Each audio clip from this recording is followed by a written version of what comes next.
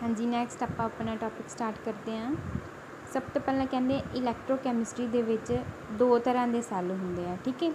एक वो डिवाइस जिहड़ा कैमिकल एनर्जी नूं electrical energy they which change करता है, ठीक है ना, जां कन्वर्ट करता है, उन्होंने बोलते हैं गैल्वेनिक सैल।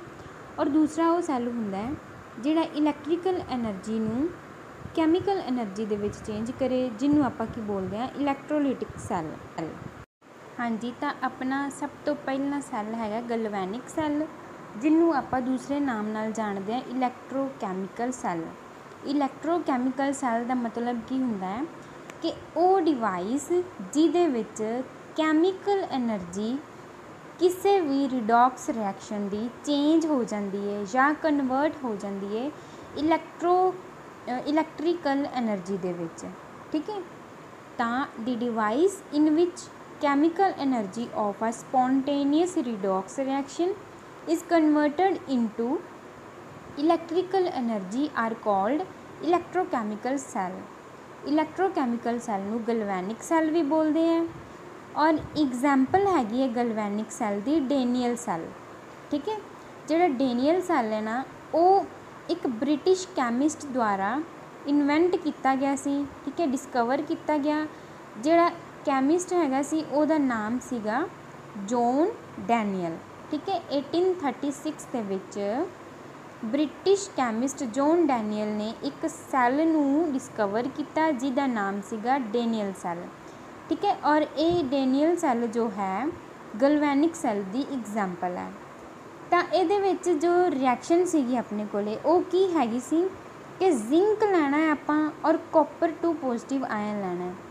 जिंक जिहड़ा है वो अपने कोल सॉलिड होएगा तो कॉपर 2 पॉजिटिव अपने कोल की होएगा एक्वस फॉर्म च होएगा।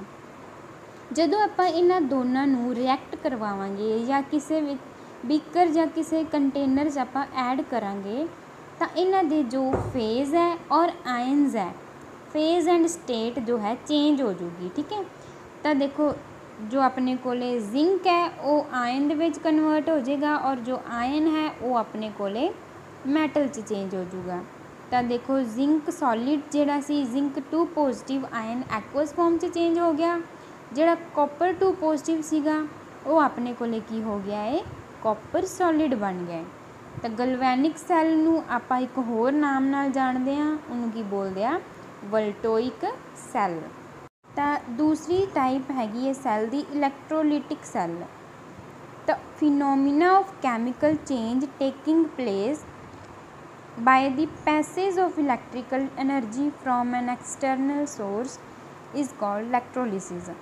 कहते इलैक्ट्रोलिसिस की हुंदी है वो वाला फिनोमिना जिहदे विचों आपां की करते हैं किसी एक्सटर्नल सोर्स तो करंट पास करवा दिंदे हैं, ठीक है। या आपां की कह सकते हैं पैसेज ऑफ इलैक्ट्रिकल एनर्जी, मतलब वही होया ना, इलैक्ट्रिकल एनर्जी की हुंदी है, करंट ही हुंदा है, इलैक्ट्रिसिटी ही हुंदी है, तो उनकी बोलते हैं इलैक्ट्रोलिसिस बोलते हैं। तो डिवाइस और cell use to carry out electrolysis are called electrolytic cells. तो कहने का मतलब की है कि वो वाले सैल जिन्हां दे थ्रू इलैक्ट्रोलिसिस हुंदी है उन्होंने बोलते हैं इलैक्ट्रोलिटिक सैल्स। तो ये अपने को रिएक्शन की होएगी 2NaCl लैने ने, मतलब 2 मोल ऑफ सोडियम क्लोराइड लेना है। ਉਹਦੇ 'ਚ ਜਦੋਂ ਆਪਾਂ इलैक्ट्रिक करंट पास करवावांगे तो अपने को की बन जूगा 2 सोडियम अलग हो जाएंगे प्लस Cl2 अलग हो जूगा। जो सोडियम है वो कैथोड ते लिबरेट हो जूगा और जो क्लोराइड है या क्लोरीन है वो किहदे च लिबरेट हो जूगा एनोड दे विच। ओके, हाँ जी, नैक्सट टॉपिक है अपना इलैक्ट्रोकैमिकल सैल और इलैक्ट्रोलिटिक सैल दे विच डिफरेंस। तो इलैक्ट्रोकैमिकल सैल एक इहो जिहा डिवाइस हुंदा जिहदे थ्रू आपां कैमिकल एनर्जी नूं इलैक्ट्रिकल एनर्जी विच कन्वर्ट करते हैं। इलैक्ट्रोलिटिक सैल अपने कोल वो सैल हुंदा जिहदे थ्रू आपां की है इलैक्ट्रिकल एनर्जी नूं कैमिकल एनर्जी च चेंज करते हैं, ठीक है। तो इलैक्ट्रोकैमिकल सैल दे विच की हुंदा है, in this case redox reaction is spontaneous and responsible for production of electrolytic energy. और रिडॉक्स रिएक्शन जिहड़ी हुंदी है इलैक्ट्रोकैलिटिक सैल दे विच वो नॉन स्पॉन्टेनियस हुंदी है और electrical energy is supply to make the reaction to occur. ठीक है, मतलब कैमिकल चेंज हुंदा है इहदे विच। ओके, तो थर्ड पॉइंट हैगा the two half cells are setup in different container and are connected through salt bridge और पोरस पार्टीशन। साल्ट ब्रिज दे विच इन्हां नूं एक साल्ट ब्रिज हुंदा है, मतलब कहंदा हैगा जिहदे थ्रू आपां नूं पता लगदा है कि ये किहड़े आयन्स ने किहड़े मैटल है। ठीक है, ਉਹਦੇ थ्रू आपां इनू पता कर सकते हैं। पर जो इलैक्ट्रोलिटिक सैल हैगा ਉਹਦੇ ਵਿੱਚ ਕੀ ਹੁੰਦਾ है, both the electrodes are placed in the container और molten electrolyte in the same container. Same ही कंटेनर ਦੇ ਵਿੱਚ ਹੁੰਦਾ। ਉਹਦੇ ਵਿੱਚ ਕੀ ਹੁੰਦਾ है, एक वॉल ਜਿਹੜੀ वॉल होएगी ਉਹਨੂੰ साल्ट ब्रिज बोलते हैं। ठीक है, ਉਹਦੇ थ्रू आपां दोनों रिएक्शनस ਨੂੰ अलग ਕੀਤਾ ਹੁੰਦਾ है। और फोर्थ पॉइंट हैगा in electrochemical cell anode is negative and cathode is positive electrode, but in electrolytic cell anode is positive and cathode is negative, उल्ट हुंदा है।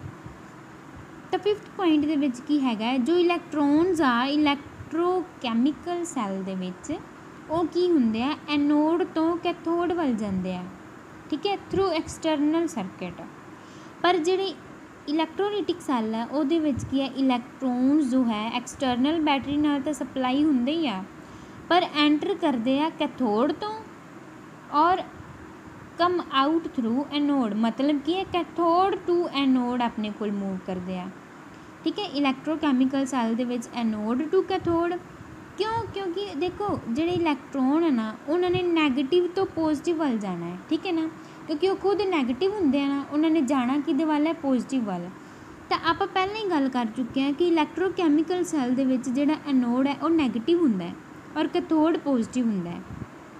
तो अपने आप ही नैगेटिव टू पॉजिटिव जाएंगे, मतलब कि ये एनोड टू कैथोड जाएंगे। ओके, तो इलैक्ट्रोलिटिक सैल दे विच भी सेम ही होएगा, आप कैथोड नूं नैगेटिव ले आए, एनोड नूं पॉजिटिव ले आए, तो जिहड़ा इलैक्ट्रॉन है उन्हें नैगेटिव टू पॉजिटिव जाना है, दैट मीनस कैथोड तो एनोड वाल जाएगा। ठीक है, तो ये अपना डिफरेंस सीगा। तो आपां नूं पता है किसी भी चीज़ नूं रिप्रजेंट करन दे लई कोई ना कोई नोटेशन लगती है। ठीक है, तो हुण आपां किहनूं रिप्रजेंट करना है, सैल नूं, तो उहदे लई की लगेगी, सैल नोटेशन लगेगी। तो उस तो बाद अपने कोल की हैगा कॉपर ते नाल सिल्वर नाइट्रेट। उहदी एग्जाम्पल लई है, हुण देखो कॉपर जो है उन्हें इलैक्ट्रॉन की करते हैं, दो लूज़ करते हैं, तो दैट मीनस उसकी की होगी, ऑक्सीडेशन हो गई है। हुण की है सिल्वर ने की किया है, दो इलैक्ट्रॉन गेन कर लिया तो वह पॉजिटिव चार्ज खत्म हो गया है ना, तो वही की हो गई है, रिडक्शन। तो ओवरऑल रिएक्शन अपने को बन जूगी।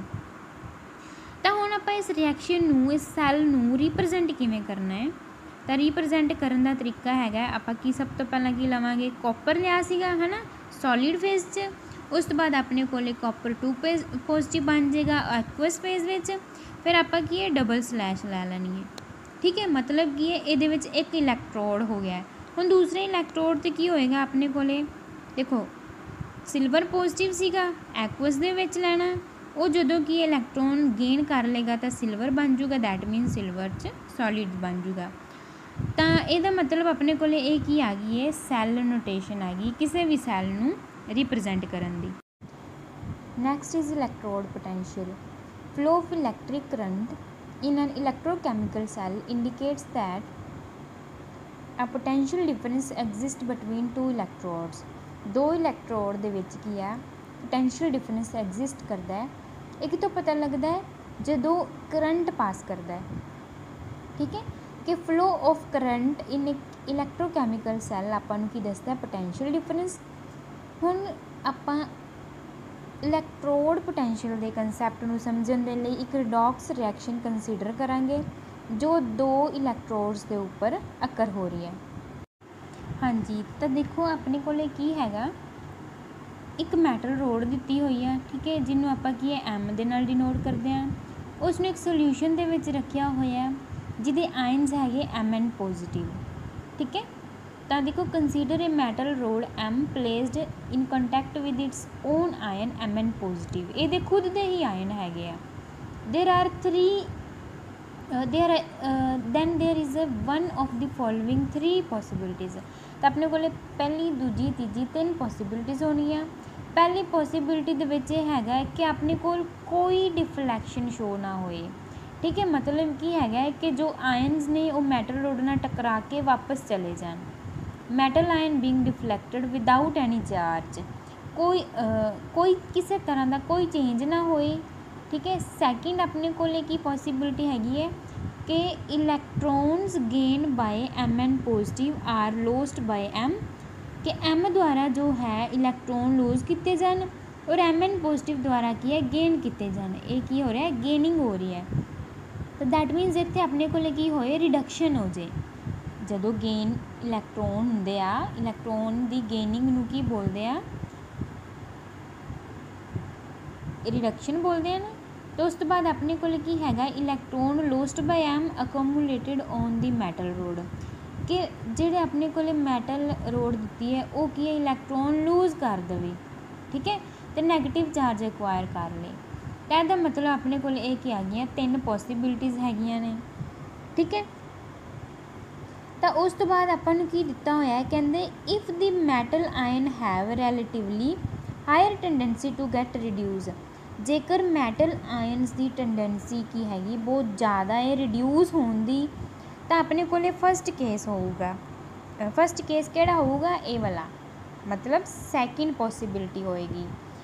तो दूसरे नंबर पर की कहते हैं, अगर मैटल की टेंडेंसी की हैगी है ऑक्सीडाइज्ड होने की, तो अपने को थर्ड पॉसीबिलिटी होएगी और अपने को second equation आऊगी।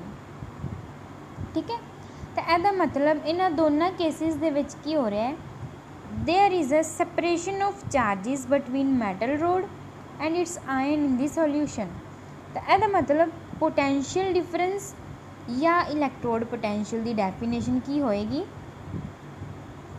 Electrical potential difference set up between the metal and its ion in solution is called electrode potential.